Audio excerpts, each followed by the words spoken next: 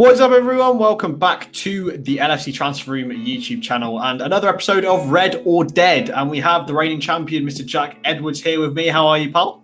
I'm doing very well. How you doing, Chris? I'm doing good, mate. And maybe is today the day where you finally knocked off your perch? We're joined by Ritchie, who's a podcast and regular written co-host. We haven't seen him on the channel yet, apart from on the podcast. So how are you, mate? You good? Yeah, very well, thank you. Yeah, we've got the podcast up and running, and looking forward to today's challenge. It's going to be a tough one. I've seen Jack in action. Yeah, he's very good, to be fair. So we're obviously basing this one on Liverpool versus Sheffield United, the upcoming game this Sunday. So we flipped a coin before we started off, and Ritchie won the toss and decided to go second. So Jack, I will ask you your opinion first. The first question is, which manager will have to leave the biggest legacy at their club? Jurgen Klopp or Chris Wilder? I'm going to start off with dead. You're going to go dead? Okay, so Ritchie, you have 30 seconds to argue why Jurgen Klopp will leave a better legacy than Pep Guardiola. I'll count you in for your timer. You mean Wilder, not Guardiola? No, than Klopp, not Guardiola. I don't know why. I'm still in Man City mode. Okay, so I'll count you in. So 3, 2, 1, go. Okay, so Jurgen Klopp is the best thing to happen to Liverpool and probably the best thing to happen to English football, because he doesn't have the millions that, the Guardiolas and the Manchester United managers have had to spend, and he's had to do it really off his own back. He's left a legacy in Liverpool of attacking philosophy that's excited the fans. He's a Champions League winner, a Premier League winner, the first manager to do that for Liverpool in 30 years, and no other manager has been able to do that in that time. He's also brought players from the youth academy like Trent Alexander-Arnold in and Curtis Jones. Time. There you go. That is 30 seconds, mate. It is, mate. Yeah. You found it. You did cram a lot in there, so it's fair enough. It's better than some that we've had so far. So, Jackie boy, the champ, you have to argue why Chris Wilder will leave a better legacy at Sheffield United than Klopp will at Liverpool. Okay, count you in. So, 3, 2, 1, go. When we talk about better legacy, Klopp will obviously have more trophies, more accolades at Liverpool, of course, because he plays for a club with much more finances than Sheffield United. But when Wilder joined as a manager, they were in League One. They were languishing there for many, many years in the third division. He has taken them to the precipice of English football. He has made them a very fun side to watch. The overlapping center backs, they have a good, interesting system, and he did it with almost no funding at all, dragging them up the English pyramid. Even if they fall down, he has still pulled them all the way up by his own bootstraps. Last time. Okay, now it's a good, very, very good. Okay, I enjoyed both those arguments actually. However, there is one thing I'd like to pull you up on, Jack, because you did say that Sheffield United did it on less funding and less financial than Liverpool, but their net spend is actually higher than Liverpool's in the last 5 years. However, so on that basis, I am going to give the point to Ritchie. There we go. Very well argued, Ritchie. He did start that well. He did start that very, very well. And that's exactly what I would have went with Jack as well, that Wilder is fantastic manager. Had Klopp probably not have won it for Liverpool, he would have been manager of the year, because he's been brilliant for United, and they've hit a few rough patches recently. But yeah, good argument. That's what I would have done. When he started hitting his points, I was just nervous. I was like, all right, it's done for. I lost this one. I wrote it. It was close. It was very close. But as soon as you put up the financial thing, I was like, yeah, I'm not having that. Okay, so question number 2, Ritchie, you get to give your opinion first on this one. Okay. Which person would you have rather kept? Brewster or Divock Origi? So Brewster is dead, Divock Origi is red. That is a tricky one, that. I'm gonna go red. Okay. I'm gonna stay loyal to Divvy, and yeah. Okay, so Jack, you have 30 seconds to argue why you'd rather have kept Brewster than Divock Origi. I'll count you in. So 3, 2, 1, go. Talk about Brewster. He is one of the most exciting young English talents in all of the country at the, I believe it was U17 World Cup, having a phenomenal performance a few years back. He's a Liverpool guy through and through, coming through the academy. We don't have a ton of those. Curtis, Trent, we know how great they are in the first team. So to have more players who were with this club at a young age is a huge, huge part of the lifeblood of the club. Yes, we would have gotten less for Origi, but I think we should have definitely kept Brewster around, because he would have been able to have the lifeblood of Liverpool flowing through his veins. It's good. All right. So, Ritchie, I have 30 seconds to argue why Liverpool are right to keep Divock Origi and not Ryan Brewster. I'll count you in. So, 3, 2, 1, go. So Divock Origi is a proven goal scorer, not just at domestic level, but also in Europe. And who can forget that night in Barcelona against Barcelona, where he single-handedly dragged Liverpool through a 3-0 deficit to win 4-0. Also crowning us the Champions League winners in 2019 with their final, basically the final kick of the game. Ryan Brewster didn't even play at domestic level. He has got potential, but potential is nothing if ability is not recognised. He played 4 games for Liverpool, I think, in the cup competitions. And that's the time. Oh, this is difficult. This is so difficult. Right, so I'm going to talk you through my thoughts from those 2 arguments. I thought, Jack, you presented it really well. Again, I would say slightly less of a Liverpool through and through man, even though he was a Liverpool fan because he joined a little bit later on than the other 2 lads. However, I don't think Divock Origi single-handedly did it. I don't think he did. So I'm going to have to give the point to the champ. It is 1-1. I had to do that, I'm afraid. So, it is 1-1. It's been really good so far. I'd say the standard of arguments is developing each episode. Everyone trying to push themselves. So, question number 3. Which of these is a better walk-on song, Jack? You'll Never Walk Alone or the Greasy Chip Butty song? I think if I said dead, I would be literally dead and kicked off of this channel. So I will pick red.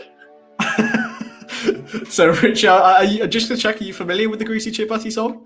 Yes, I am. Yeah, I don't know how I'm going to probably win this point though. It's all about the argument. It's not about what's correct, it's about the argument. Exactly. So, Rich, you have 30 seconds to argue why the Greasy Chip Butty song is more. It's a better anthem than You'll Never Walk Alone. I'll count you in. So, 3, 2, 1, go.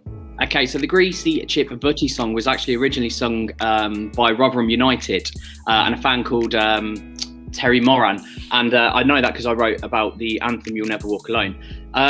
Hancock's version actually grew popular among Sheffield United fans. And again, it's everything that we love to be English. Greasy Chip Butties is what we live for. Football is what we live for. It ties in perfectly with exactly what we want as a British culture. We want chip butties, we want football, and we want to have a gallon of Magnet as well. That's the time. You've done so well. You did so well. Good. I guess the prior knowledge helped out, but you did so well there. Fair play. It was purely because I didn't know it until about 6 months ago, and we was looking at the actual anthem of You'll Never Walk Alone and other cult classics, if you like, between football anthems. But that was a difficult one. Did so well. So, Jack, you have 30 seconds to argue why You'll Never Walk Alone is a better rousing anthem than the Greasy Chip Butty song. I count you in. So 3, 2, 1, go. You'll Never Walk Alone is just perfect. It embodies everything about Liverpool Football Club. When they're winning, when they're dominating, it's why they're there. And right now, with a lot of loss, a lot of just sadness around the club right now, you say it, You'll Never Walk Alone. They would love to hear that from the fans because you know the effect and the impact it has. The culture of the club is You'll Never Walk Alone. It's more than just about English football. It's about the fundamentals of what it means to be a group. And I think it just embodies this club and all the success it's had over the last decades. Oh, boys, you ain't giving me easy decisions here, are you? Blimey. I think the pure audacity of the Greasy Chip Butty argument, that was unbelievable. You did so well there, Ritchie. But Jack, you made me want to go and listen to You'll Never Walk Alone there, to be fair. So I'm going to give it to you. So, fair enough. I have to say, well there. That was a tremendous argument from you, Ritchie. I did not expect that to be. You did so well. Honestly, there's not a lot I can say, to be fair, about that. It's the luck of the coin toss, mate. And you know what? If ever there's a day where the Greasy Chip Butty song is more influential than You'll Never Walk Alone, then that would be an interesting day. It will, but yeah. Okay, so Ritchie, you need to win this point to get through to the end. Really, if you're going to challenge if you're going to challenge the champion, it's a tongue twister. Okay, so which club do you believe has been harder done by VAR? Sheffield United or Liverpool? Red or dead? Is this my choice? Sorry, I forgot. It is yours, yeah. I'm going red. You're going with red. Okay, so Jack, you have 30 seconds to tell me why Sheffield United have been harder done by VAR than Liverpool. Okay, so 3, 2, 1, go. Switching back to last season against Aston Villa, it wasn't as impactful for relegation battles. It would be this year, but the ball literally crossed the goal line and it did not count for them.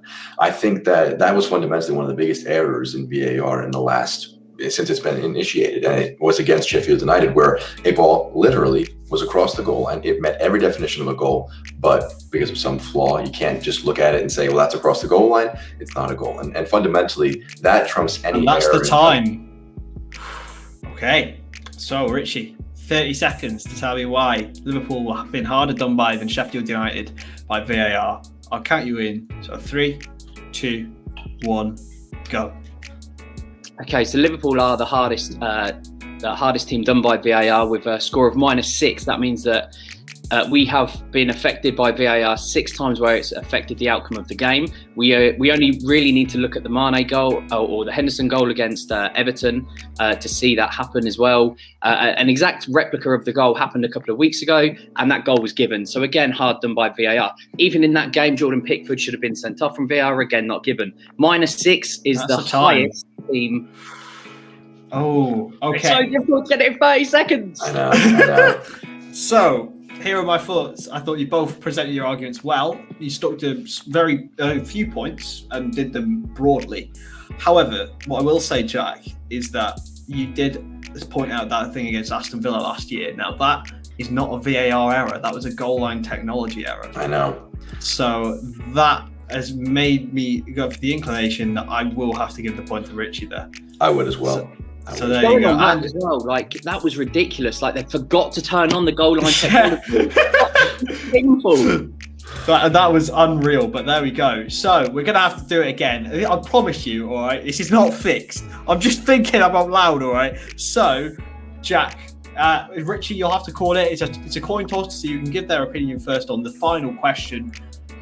What's your call, mate? Ritchie, heads or tails? I'm going to go, heads for Reds again. Flip a coin. Got the spinning thing? It's heads this time. You get to choose. Hey, heads for Reds. So, we probably give your opinion first or second on this final question? Can I give my opinion second, please? You do it? He's doing it! Second again, I like the pressure. He's got some balls on him, this man. Wow. Okay. So, Mr. Jack Edwards, you know, being the champion, what this last question will be. Who's going to win on Sunday? I'm going to go red. Okay, so, Ritchie, you have 30 seconds to argue why Sheffield United will win on Sunday.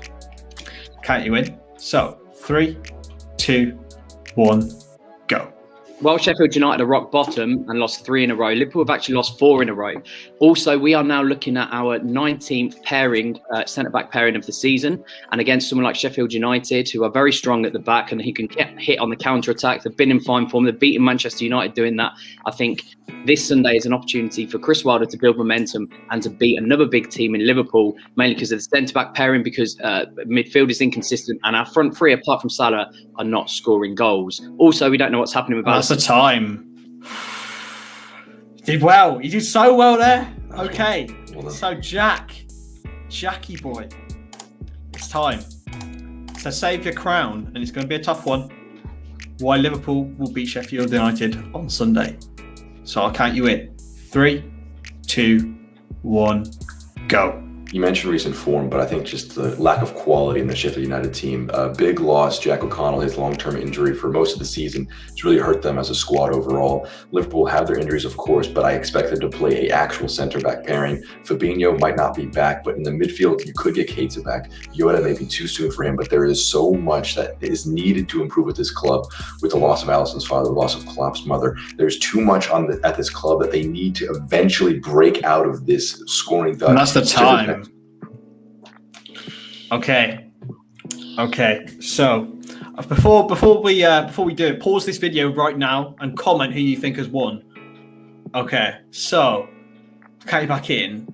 Right, so here are my thoughts on this.